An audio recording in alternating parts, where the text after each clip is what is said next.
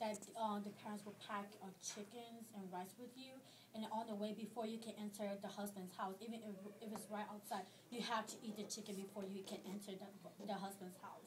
I don't know why they do it, but that's like part of it. So you can never enter the husband's house until you eat the chicken first. Yeah, and talk about chickens, like before you do the wedding, like the engagement and stuff, like I don't know if they still do it. I really don't know, because it's just what I hear. Like the bride, or like the let's say the boyfriend would ask the girlfriend to marry him, and so if she said yes, or if she said yes, then like he'll take her to his house, and then he'll knock on the door or something, and then he'll say, "Dad, I have your daughter-in-law here," or something. And so they take a live chicken, and I don't know. You could.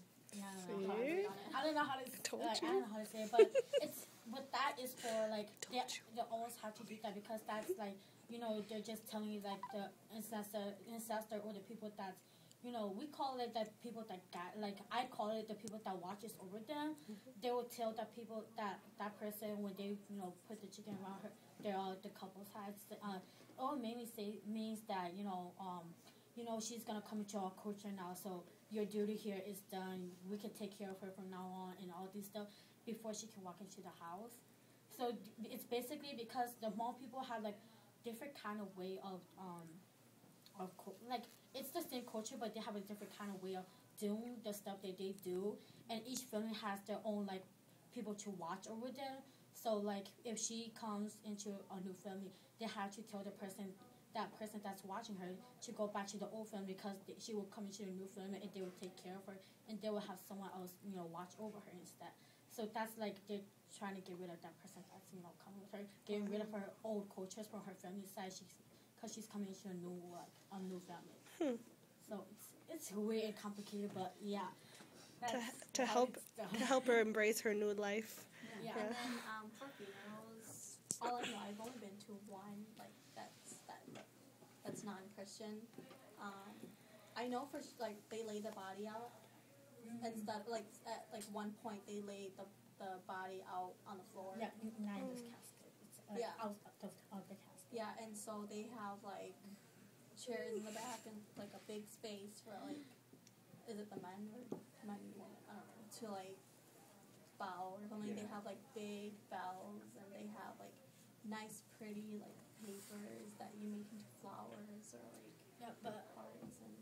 Just so you guys are not confused, when they take the body out, like from what I learned from my mom, is that when you take the body out, it's because the person that's sing, I would just call it singing, but it's not really singing. It's like he's speaking like in weird words, and then he is actually guiding the spirits back to like through all these past. Like if he lived in St. Paul, like if he was born in Thailand, he lived in St. Paul, and then all the way Georgia and came back to Minneapolis. Then it's like tracing his back all the way to like where he was born. So it's like you live here before, and then before that you live here, and then you live here, and then we're going all the way back to like a place you were born, and then it's we call it we call it in my language.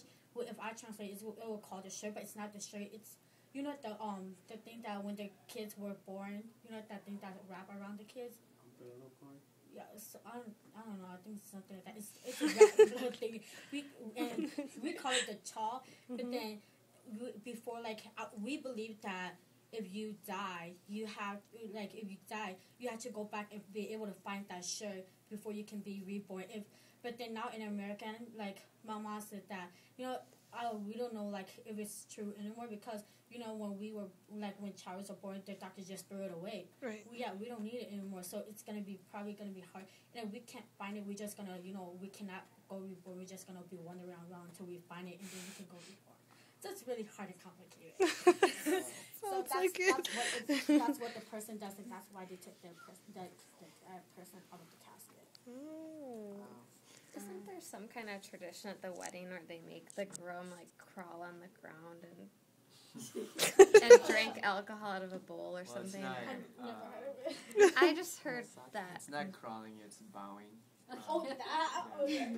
So, it's a sign of respect to the bride's family, that the groom just pays respect and bows. So you bow for like every single person in the family.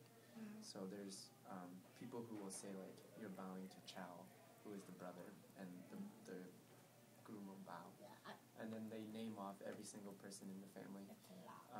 So if you have a big extended family, then you're bowing for a long time. Yeah. But it's really a sign of respect because you are taking their daughter now, and it's a pledge that you're going to be taking care of her. And so I translate it as in saying thank you for taking care of her and for raising her, and all this stuff. And now I found her. I'm gonna take care, and I will take your responsibility that you have done. That's how I would say it, like, cause that's how my parents translated for me. So I have a question.